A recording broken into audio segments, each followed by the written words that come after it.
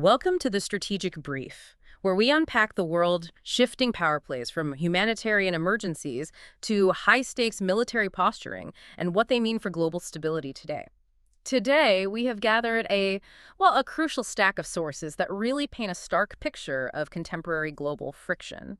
Our deep dive is going to cover everything from an explosive intelligence operation A really explosive one. involving a potential Russian spy inside the Ukrainian military apparatus to the accelerating naval arms race in the Pacific and the paradox of corruption slowing down China's incredible technological leaps. And that's not all. Not even close.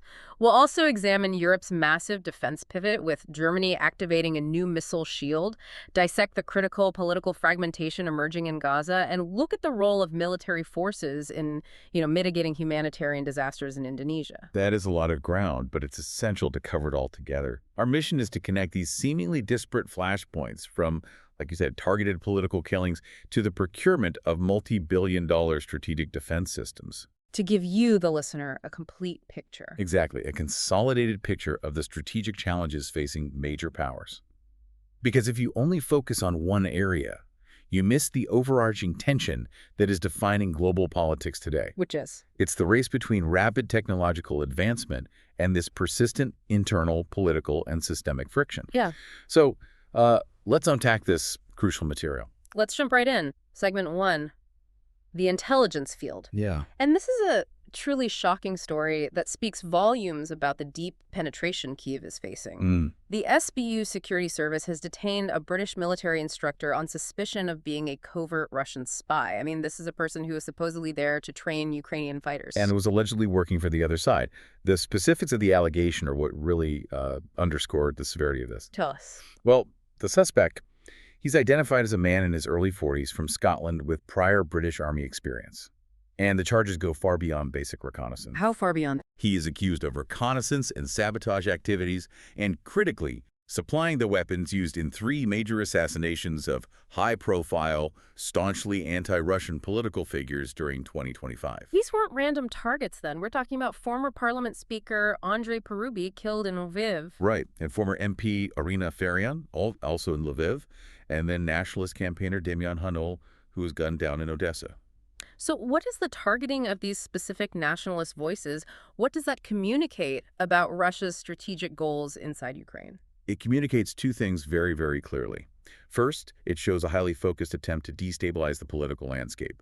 Eliminate figures known for their unyielding anti-Moscow stance. Early panic. Create internal panic, distrust in the security apparatus. Exactly. Second, and maybe more importantly for this deep dive, it reveals a shocking level of operational reach.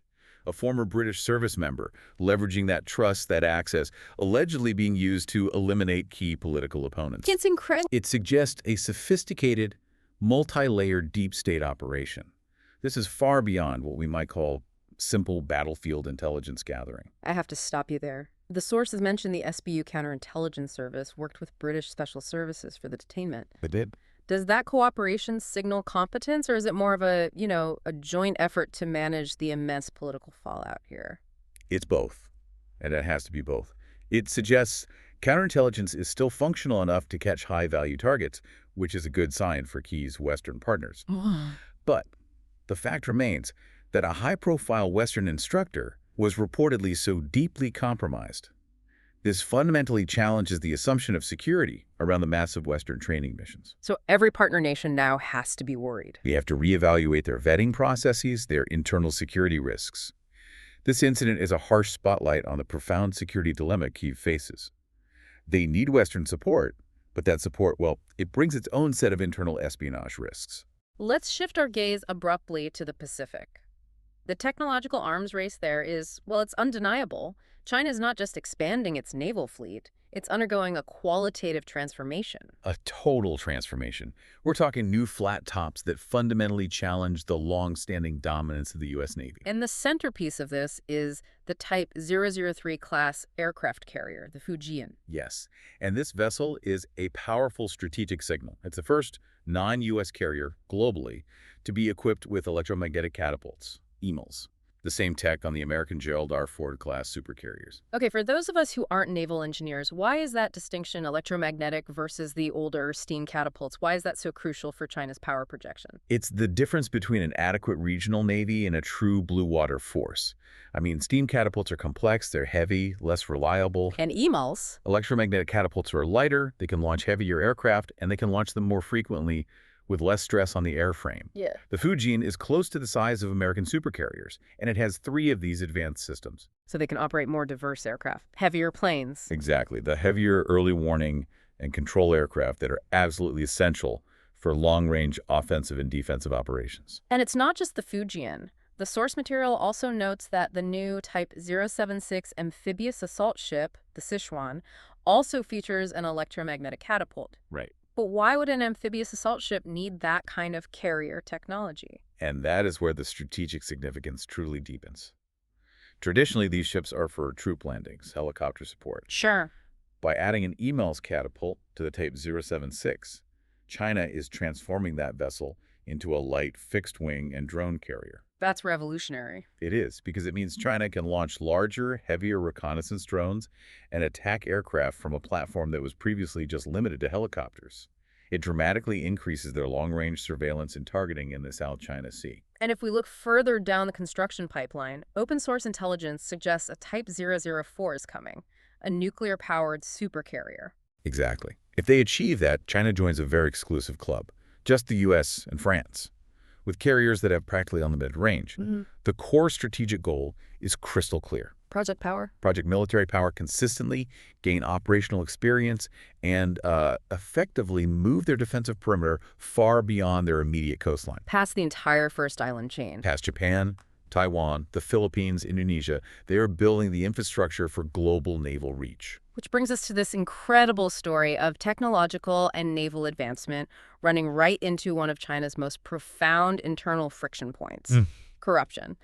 Despite building supercarriers and advanced missiles, revenues at China's major state-owned arms firms actually fell by 10% last year. This creates a major strategic paradox for Beijing. And that decline is stunning, especially when you benchmark it against global trends. Right, I saw those numbers. Japan's arms revenues surged 40%. Germany, 36%.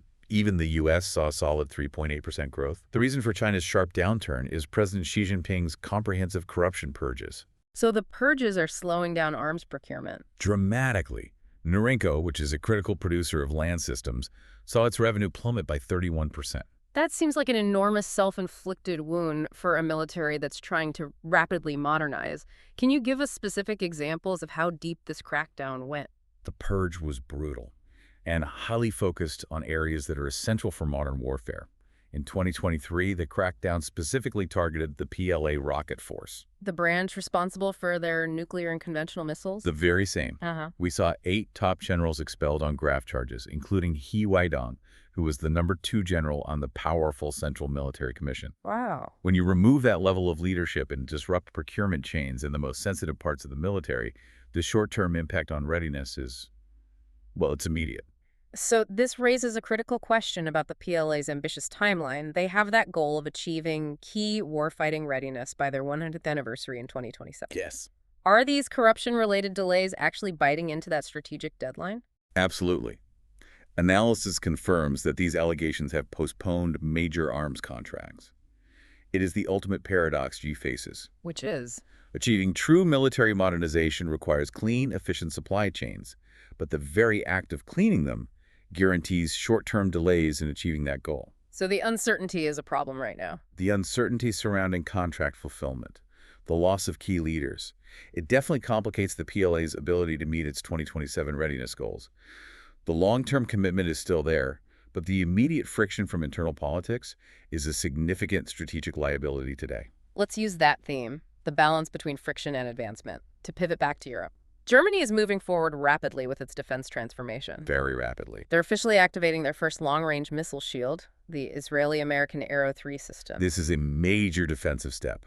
Initial operational capability is expected immediately near Berlin. Yeah. And this is the first of 3 planned batteries under a huge $4 billion contract. It signals a real commitment. A massive commitment to rearmament following the war in Ukraine. So the capability of the Arrow-3 is what makes it so unique in the European landscape. Explain what this system can actually do that older systems like the Patriot cannot. So the Arrow-3 interceptors, they provide an entirely new layer of defense for Europe. They have an impressive flight range of 2,400 kilometers and most crucially operate at a ceiling of 100 kilometers. So they intercept missiles in space? Exoatmospherically, exactly, before the warhead can re-enter the atmosphere and deploy countermeasures.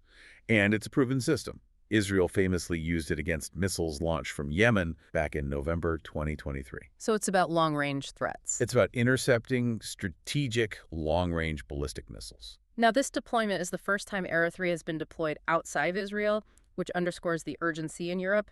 But politically, doesn't this system create some internal friction within NATO? It does. Germany championed the European Sky Shield Initiative, ESSI, which incorporates the Arrow-3. But other key players, like France and Poland, they've expressed a preference for other systems. And that is the necessary strategic context.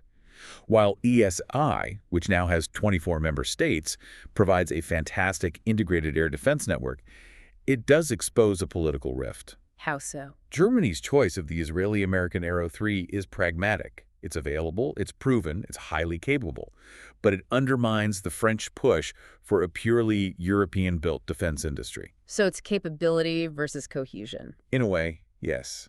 This dynamic highlights how rapidly modernizing defense requires making politically charged procurement choices that sometimes prioritize capability and speed over industrial and political cohesion within the alliance. Moving to a very complex area of internal friction, we need to look at the dynamics within the Gaza conflict. We're seeing the emergence of alternative Palestinian factions. Yes, specifically those led by figures like Shaki Abu Nasira, a leader of an anti-Hamas militia. And he's been outspoken about the unintended consequences of the current situation. Very outspoken. He issued a sharp warning that the ceasefire has been a kiss of life for Hamas. A kiss of life? What does he mean by that? He means it's providing them the necessary breathing room to regroup, re-equip, and, most importantly, reassert political and security control over areas where their governance had weakened. He frames the issue starkly, asserting that Hamas is ultimately working for Iran's strategic interests. So what's the operational environment like for these emerging anti-Hamas groups? I mean, how serious a threat are they to Hamas's continued dominance? It's a fragmented, challenging environment. Abu Nasir's faction is small. We're talking dozens of fighters. And they're reportedly operating on the eastern side of the Yellow Line, which is territory under Israeli operational control. So they're in Israeli-controlled territory. Which is key. And they're trying to coordinate with other centers of power, including the Popular Army in northern Gaza and the powerful traditional clan networks who resent Hamas's centralized religious control. But doesn't this raise a huge question of political legitimacy? If Abu Nasir's militia is operating under the protection of the very forces Hamas is fighting, isn't he just providing political cover? That is the essential challenge. Abu Nasir's stated strategy is to unify these groups into a national guard for East Gaza, arguing that Palestinians must be the ones to remove Hamas, but with international backing. But they can't do it alone. He argues they can't do it alone without creating a vacuum, so he needs initial security guarantees. And crucially, he rejects any slow, gradual approach, what he dismissively calls the Disneyland strategy. The Disneyland strategy. He believes the threat posed by the Hamas, Muslim Brotherhood, Iran triangle is immediate and requires decisive action, not slow political attrition. The friction here isn't just Hamas versus Israel. It's the friction within Palestinian society about who has the right to govern. We'll transition now to a critical, non-military strategic challenge: climate and humanitarian crises. Right. Specifically, the massive aid effort underway in Indonesia following catastrophic flash floods and landslides across Sumatra. We're talking West Sumatra, North Sumatra. This is a perfect illustration of how climate-driven events are becoming critical strategic challenges for regional stability. The sheer physical challenge of aid delivery has become an obstacle to governance. A lot of remote villages have been completely cut off. Berlekakuyang, Bujay Ara. Some have been cut off for over a week, roads, bridges just washed away. This requires high-risk, military-led logistical solutions. And the images from the sources are startling. We see Indonesian soldiers, the Babinsa, performing incredible feats of risk. Why is the military taking such a prominent role in this? Because the military is often the only entity with the assets, the manpower, and the logistical capability to operate in these conditions. We see them clinging to cables stretched across raging rivers, wading through chest-deep water. just to hand-carry food. And this is following a direct presidential directive. A directive to accelerate relief delivery. In disaster-prone nations like Indonesia, the military's effectiveness in humanitarian response is directly linked to internal trust and national resilience. It's a vital, non-kinetic security role. The Navy's involved as well. The scale of logistics requires it. The KRI Sutedi Senaputra 378 warship was crucial, safely docking 50 tons of presidential aid in Aceh. This maritime delivery ensures a secure, rapid flow of essentials to survivors. In regions where infrastructure is so vulnerable, military logistics becomes the primary guarantor of stability and survival. That was a comprehensive deep dive. We started with the shocking intelligence friction in Ukraine, moved through the technological leaps and internal corruption friction plaguing China's naval expansion, examined the high-stakes political procurement friction with Germany's new missile shield, and explored the internal governance friction in Gaza. Concluding with the critical climate-driven friction faced by Indonesia's military. Exactly. Absolutely. The geopolitical landscape is shifting under our feet. When we look across the spectrum, we see simultaneous enormous advancements in defense technology, like the Arrow-3 and Chinese carriers, juxtaposed with persistent systemic internal friction. The corruption in China, the fragmentation in Gaza. Precisely. So we have to consider, where do you see the greatest friction point emerging? Next in the technological arms race that risks escalation, or in the internal political instability of key states that could lead to unforeseen collapse or radical shifts in power? That choice will define the next decade.